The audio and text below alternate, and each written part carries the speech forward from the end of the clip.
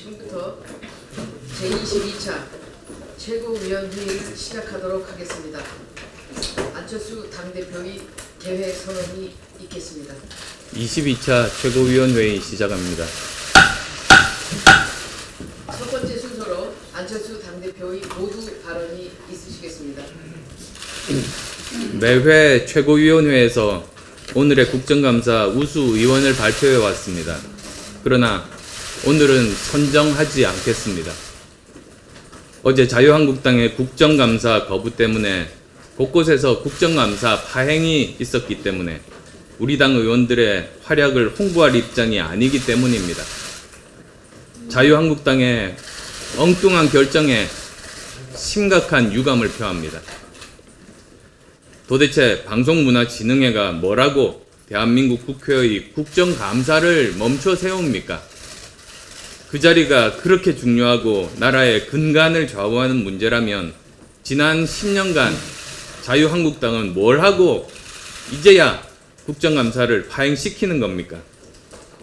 2009년 MBC 감독기관인 박문진의 이사진 9명 중 6명을 친 이명박 강성 뉴라이트 인사로 임명하고 김재철 씨를 앞세워서 방송을 장악한 당사자들이 어제부터 국감을 거부하고 있는 자유한국당 아닙니까? 어떻게 장악한 방송인데 내놓느냐고 생각한다면 꿈 깨십시오. 더구나 애꿎은 국정감사를 파행시킨 것은 변명의 여지가 없는 추태입니다. 지금 자유한국당이 할 일은 시대의 흐름과 되돌림에 반발할 게 아니라 반성해야 합니다. 이명박 박근혜 정권 시절의 방송장악 잔혹사를 반성하기 바랍니다. 처절한 반성을 통해서 두 번 다시 권력이 방송을 장악하지 못하게 시스템을 혁신하는 겁니다. 지금이라도 당장 공영방송의 지배구조를 바꾸는 법에 동의하면 됩니다. 정부 여당에도 밝힙니다. 개혁은 원칙에 따라 유능하게 해야 합니다. 반대자마저 포용하고 설득하면서 함께 성찰하고 함께 혁신해야 합니다. 격돌이 예견되는데도 아무 설득 노력 없이 방치한 것 답답합니다. 양극단의 진흙탕 싸움에 언제까지 민생과 미래가 뒷전으로 밀려야 합니까? 방송은 자유한국당의 것도 아니고 민주당의 것도 아닙니다. 오직 국민의 것입니다. 권력이 아니라 오직 진실을 위해 존재해야 합니다. 이 원칙을 위해 방송법 개정안을 이번 정기국회에서 처리해야 합니다. 민주당은 권력 잡았다고 입장 바꾸지 말고 자유한국당도 과거를 반성하고 동참해 줄 것을 촉구합니다. 한 말씀만 더 드리겠습니다.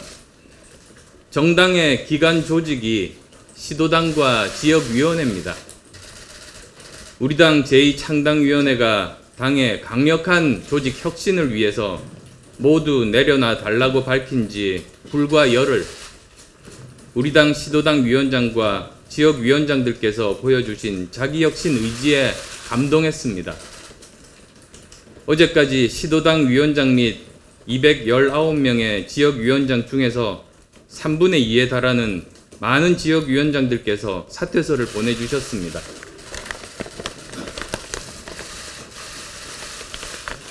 정치하는 사람에게 지역위원장이라는 자리가 어떤 의미인지를 잘 알기에 여러분들의 행동이 더욱 가슴에 다가옵니다. 어떻게든 당을 살리겠다는 일념으로 스스로 희생을 감수하겠다는 뜻을 분명히 하신 겁니다. 당대표인 저에게 정말 천근만근의 책임감으로 다가옵니다. 보내주신 사퇴서는 당을 되살리겠다는 열의의 징표로 저만 간직하고 누구에게도 공개하지 않겠습니다. 내신 분이든 내시지 않은 분이든 당에 대한 충정을 가지신 분들이라고 생각합니다. 이 일로 인한 불이익은 없을 겁니다. 그리고 이제 여러분의 뜻을 새겨 새로 창당하는 정신으로 조직을 정비하겠습니다. 이번 주에 출범한 당 조직 강화 특별위원회가 엄정한 기준과 실사를 통해서 빠르게 일을 처리하겠습니다. 반드시 지지자들의 뜻을 즉각 수용하고 빠르게 움직이는 강한 선거 조직을 만들어내겠습니다. 반드시 새로워지겠습니다. 우리 당을 지지하는 모든 분들이 오늘 국민의당 시도당 위원장들과 지역 위원장님들의 내려놓는 모습에 박수를 보낼 것입니다. 정말 감사합니다. 문재인 대통령이 한국 시리즈 개막전 시구를 했습니다. 민주당은 박근혜 전 대통령이 야구장에서 시구를 한 데 대해서 한가하고 무책임한 모습이다라고 평가한 바 있습니다. 한반도 주변에 미국 항공모함 3척이 집결해 있고 죽음의 백조가 떠다니는 상황에서 하는 문재인 대통령의 시구와는 비교할 수 있겠나 싶지만 문재인 대통령이 공약을 지키기 위해서 한 것이라고 하니 따로 비판을 할 생각은 없습니다. 문제는 대통령이 시구 말고 다른 일은 잘하고 있는가입니다. 지난 5월 12일 문재인 대통령이 인천공항을 방문한 자리에서 비정규직 10,000명의 정규직 전환을 약속했고 또 인천공항공사도 연말까지 비정규직의 정규직 전환을 하겠다 이렇게 약속을 했지만 오히려 17개 업체 3,700여 명과 아웃소싱 계약을 체결한 사실이 국민의당 윤영일 의원에 의해서 밝혀졌습니다. 일자리를 만들겠다면서 취임 직후 청와대 집무실에 일자리 상황판을 만들더지만 그 이후에 일자리 상황판 얘기는 어디로 갔는지 전혀 들리지 않습니다. 최저임금 폭등으로 자영업자들은 내년에 어떻게 버틸 수 있는가 하는 걱정에 잠을 못 이루고 있습니다. 문재인 대통령이 멋진 시구 폼처럼 부디 국가 안보와 민생을 챙기는 모습을 제대로 보여주시기를 기대합니다. 방송문화진흥회 보수 성향 이사 2명이 사퇴했습니다. MBC를 망쳐놓고 국민들로부터 외면받게 해온 책임이 있다는 면에서 그들은 진작 스스로 사퇴했어야 맞습니다. 그러나 그들이 사퇴를 거부한다고 해서 그들이 다니는 교회와 학교까지 찾아가서 압박을 하는 방식이 적절했는지 그것은 나쁜 선례가 될 수 있다는 점에서 돌아봐야 한다고 생각합니다.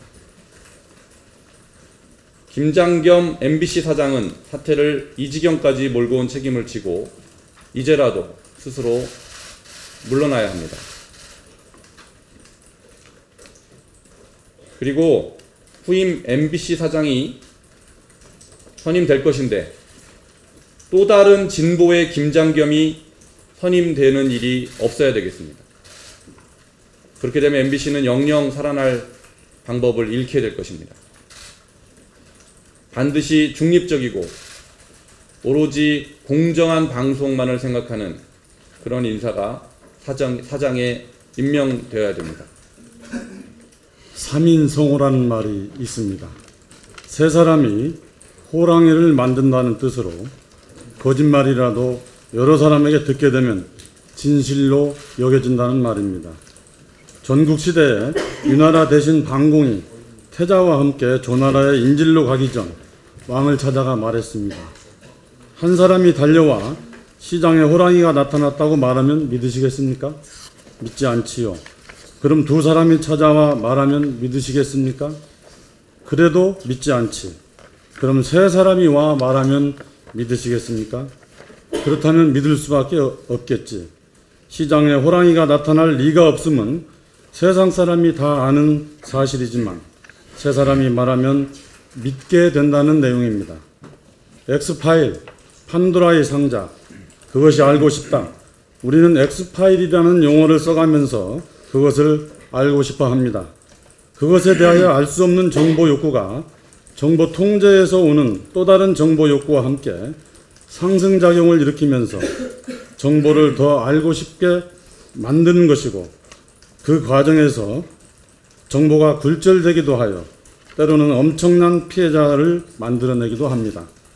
국민의 알 권리 실현과 프라이버시 보호라는 상호 보완적이면서도 상충되는 두 개의 헌법상 권리는 정보사회의 진전과 함께 출현된 대표적인 국민의 자유와 권리입니다.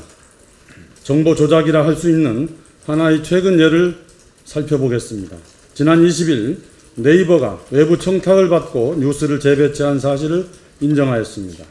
스포츠 전문 온라인 매체 엠스플 뉴스에서 청탁 재배치 의혹을 제기했고 네이버 측은 사실이 아니니 의혹에 대한 근거를 대라며 강하게 부정하였습니다.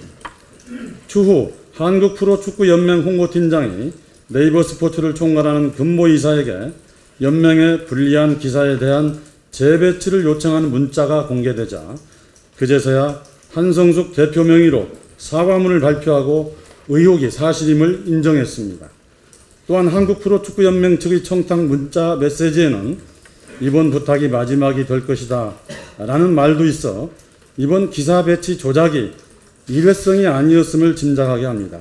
한국 프로축구연맹과 네이버 사이에 어떤 끈끈한 고리가 연결되어 있는지 모르겠지만 축구연맹보다 더 큰 힘을 가진 조직의 청탁도 있었을 것이라는 합리적 추론을 하게 합니다.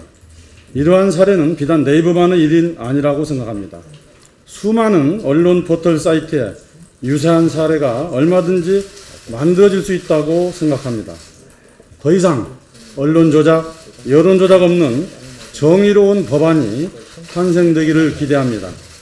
아울러 최근 문재인 대통령께서는 전수조사를 통한 인사비리를 뿌리째 뽑으라는 지시를 하였습니다. 적극 아주 전폭적으로 환영합니다. 인사비리를 척결하자는데 어느 누구도 반대할 국민은 단 한 사람도 없을 것이라 생각합니다.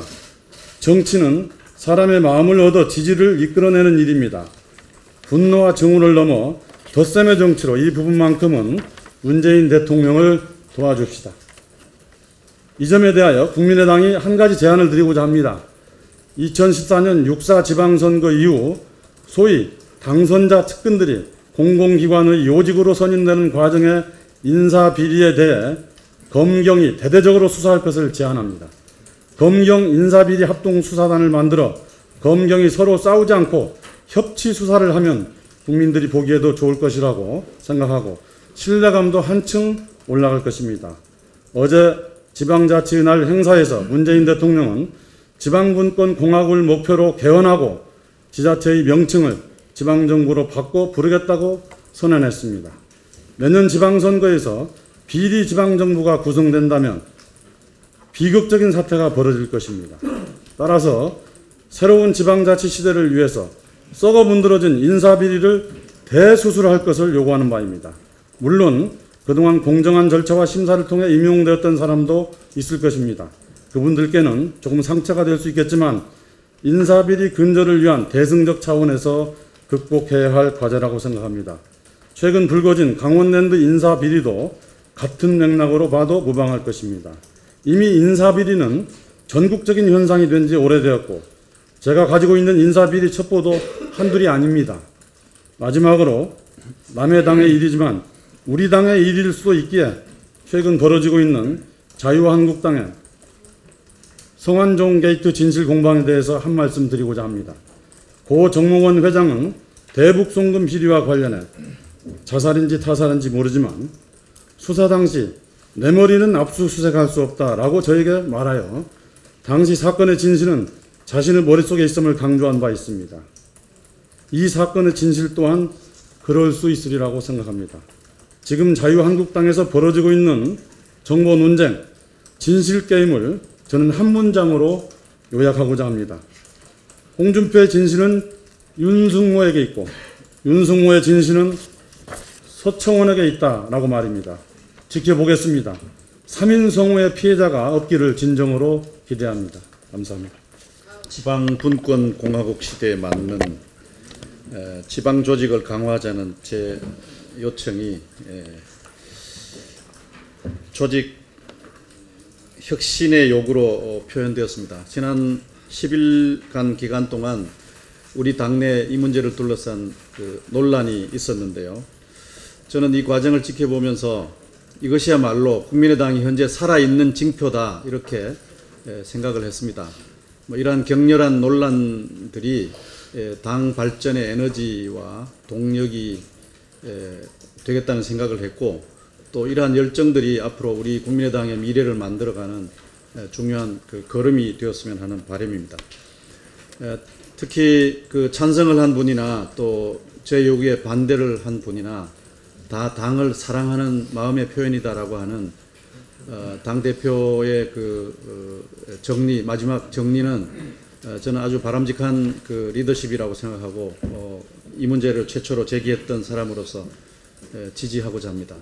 다만 이 자리에서 제가 당대표와 최고위원들께 당부드리고 싶은 말씀은 이제 앞으로 남은 과제는 훨씬 더 강도 높은 조직 혁신입니다.